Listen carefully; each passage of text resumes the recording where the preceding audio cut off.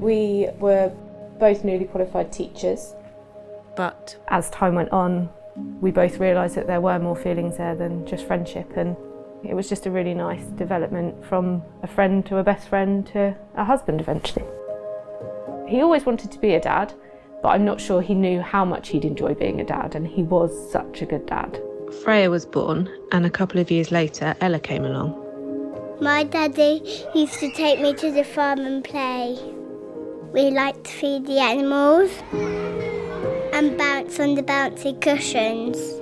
It made me really happy. But then he got poorly. I'd started to note some minor changes at home, and he laughed it off and said, "Oh, like, it's fine." But I had a suspicion. Brett was first diagnosed with a brain tumour 4 years ago. We sat down with his neurologist, and they'd gone through the extremes of what the surgery could lead to, and it ranged from death to removal of the tumour. I think that was at the stage where we almost started to panic, and they just took as much of the tumour away as they could. When the tumour grew back when I was pregnant with Ariya, it was more aggressive. So when we went for his final scan results, I was really nervous about it, but unfortunately this time it couldn't be operated on. 3 months after that, I went into labour with our third daughter, Ariya. Whilst I was in labour at Luton Hospital, Brett suffered a seizure at home and was rushed to A&E in Milton Keynes.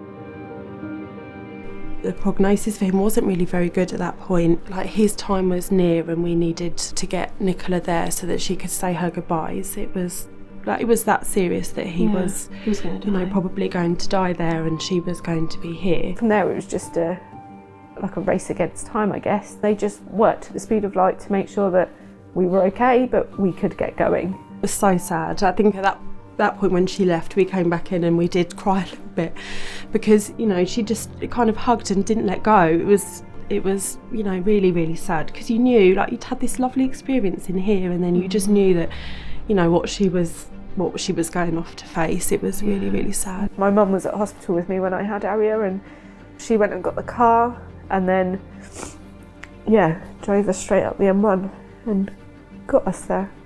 I knew what was going to happen, and I just wanted him to know that he was okay.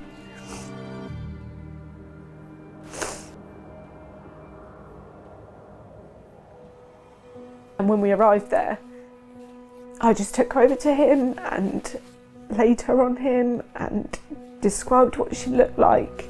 So we had a couple of hours, with him and Ariya, and I said to him, "It's okay, like, don't hurt yourself anymore." You know, putting himself through the pain.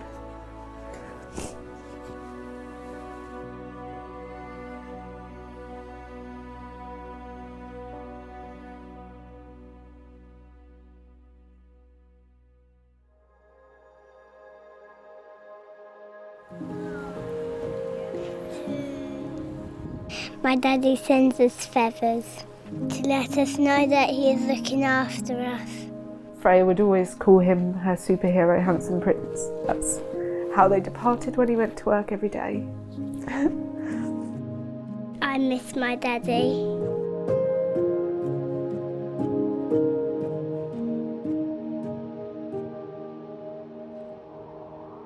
One in 2 of us will get cancer in our lifetime. Help us fight back. To give 30, 20 or £10, text 30, 20 or 10 to 70404. Or donate online at channel4.com/SU2C. 100% of the money you give will fund life-saving cancer research.